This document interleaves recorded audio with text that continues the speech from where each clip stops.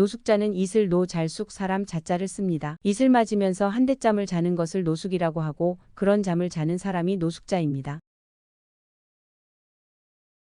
노숙자가 길에서 잔다고 해서 길 노자를 쓰면 안 됩니다. 아직은 이런 단어가 국어사전에 없습니다. 그러나 현실에서는 노숙자가 길에서 자는 것이 맞습니다. 그러므로 산에서 텐트도 없이 자면 이슬 노의 노숙길에서 자면 길 노자 쓰는 노숙으로 구분하여 표준어를 지정할 필요가 있어 보입니다. 노숙자를 공부한 김에 노숙과 관련된 사자성어 하나 알아봅니다.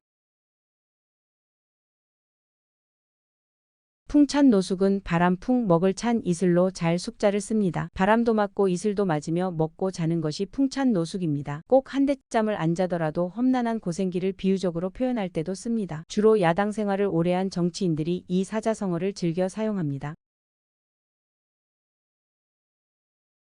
잠식은 누에잠 먹을 식자를 씁니다. 조그마한 누에가 뽕잎을 먹는 모습을 보면 야금야금 조금씩 갉아 먹기 때문에 경시하기 마련입니다. 그러나 쉬지 않고 먹기 때문에 얼마 지나지 않아 엄청난 양의 뽕잎을 먹어 치웁니다. 이처럼 잠식은 영역을 한꺼번에 차지하는 것이 아니라 알게 모르게 조금씩 먹어 들어가 나중에는 시장의 강자로 자리 잡는 것을 가리킵니다. 산성, 읍성, 도성의 개념을 비교 검토해 보겠습니다. 산성은 매산 성성자를 씁니다. 산에다 군사적 목적으로 쌓은 것이 산성입니다. 읍성은 고을 읍자를 씁니다. 읍성은 주거지역을 보호할 목적으로 쌓은 것입니다. 산성의 반대 개념이 읍성입니다. 참고로 읍성은 행정구역상의 읍면동과는 아무 관련성이 없습니다. 도성의 도는 도읍 도자입니다. 도성은 한 나라의 수도를 의미합니다. 혹시 도시를 보호할 목적으로 쌓은 성이라고 생각한다면 그것은 오해입니다. 성이 축조되던 근세 이전에는 도시라는 개념이 없었으므로 도시를 위한 성은 존재할 수가 없습니다. 도성이란 낱말은 성의 의미는 없고 도읍지 즉 수도라는 의미만 있습니다. 도성에는 도읍이라는 의미밖에 없는데 서울에는 한양도성이 있습니다. 2011년 서울 주변 산성들을 연결하여 한양도성이라고 한답니다. 이름을 지을 때 도성의 의미를 알고 명명한 것인지 의문이 듭니다. 왜냐하면 탐방객들은 도성하면 도시를 보호할 목적으로 쌓은 성이라고 생각할 것이기 때문입니다. 저는 한양도성을 한양이라는 도읍지에 쌓은 성곽이라는 의미로서 받아들입니다.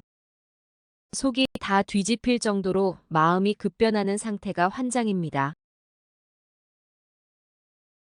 환장은 바꿀 환창자 장자가 쓰입니다. 창자 장자에는 창자라는 뜻 외에 생뚱맞게 마음이란 뜻도 있습니다. 고대 동양인들은 인간의 내장기관에 마음이 깃들어 있다고 생각했습니다.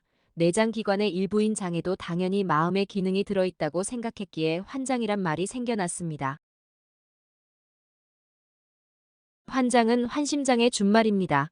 심장은 마음의 속내라고 합니다. 한자의 뜻으로 해석하면 마음의 깊은 속이 바뀌는 것이 환장입니다.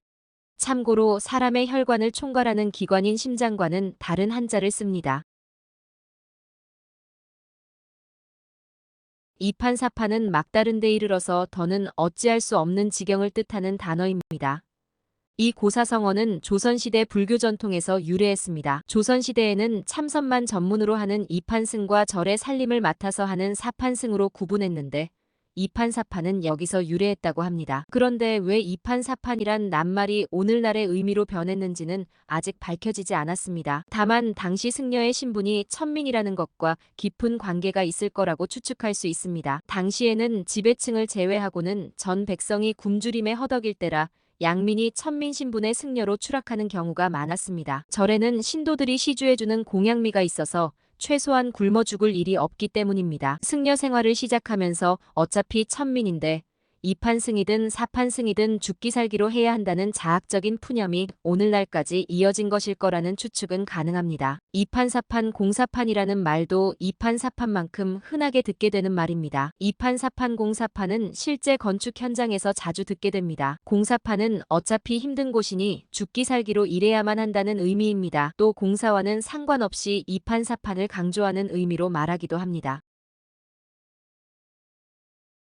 고대 중국에서는 관리들을 자리 배치할 때 오른쪽이 상석인 전통이 있었습니다. 어느 관리가 강등되거나 한직으로 밀리면 그의 좌석도 왼쪽으로 옮겨집니다. 여기서 좌천이라는 낱말이 유래했습니다.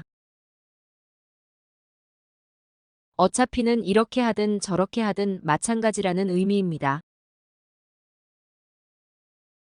어차피 심지어 같은 말들은 순수 우리말처럼 보이지만 한자어입니다. 한자의 훈으로 새긴 심지어는 더욱 심하다 못해 나중에는 이라는 뜻을 가지고 있습니다. 일각은 두 가지의 각기 판이한 뜻을 가진 한자 단어입니다. 일각이 여삼추다, 일각이 가을을 3번 지나는 것 즉 3년처럼 느껴진다. 여기서의 일각은 짧은 시간의 의미입니다. 그러나 시간과 연관되는 일각은 15분의 뜻입니다. 요즘은 안 쓰는 표현이지만 옛날 문학작품에서는 가끔 볼 수 있습니다. 이각은 30분 삼각이 지났다고 하면 45분 경과입니다. 감질나다라는 말은 감질이라는 병에서 유래되었습니다. 감질은 한의학적 병명입니다. 병원에서는 없는 병명입니다. 감질은 어린이가 음식 조절을 잘못하면 생기는 병이라고 합니다. 그 대표적인 증상은 소화불량입니다. 아파서 제대로 못 먹은 어린이가 먹고 싶은 마음은 굴뚝 같은데 소화를 시킬 수가 없어서 극소량만 먹어야 하니 얼마나 애를 태우겠습니까? 그래서 바라는 바를 채우지 못해 애를 태우는 것을 감질난다고 말하게 되었습니다.